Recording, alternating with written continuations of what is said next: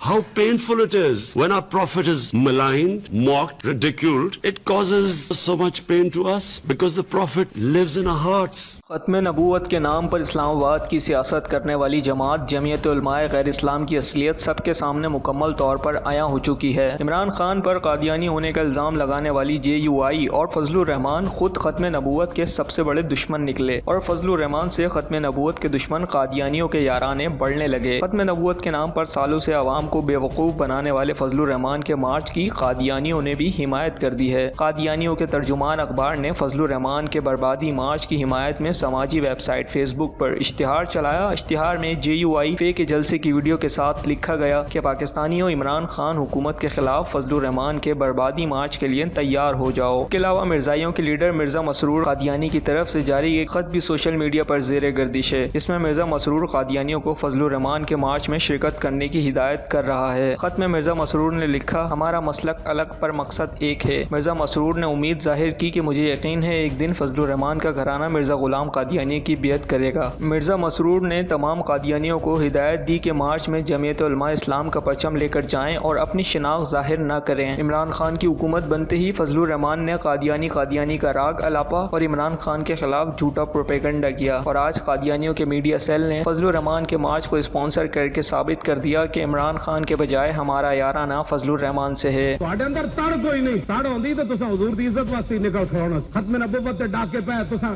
اپنی پارٹیاں کٹیاں، ساڈا اتنا ہی کام سی اذان دے دینا، اکھ بند ہون دی دیر چلیا۔ ایتھے تے آواز اچھی ہوے تے صحابہ برداشت نہ کیتا، تو ختم نبوت تے ڈاکیاں نال کھڑا رہیا۔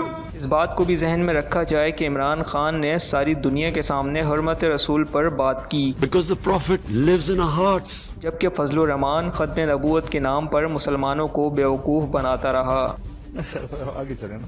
نہیں آگے کیسے چلے بھائی؟ آپ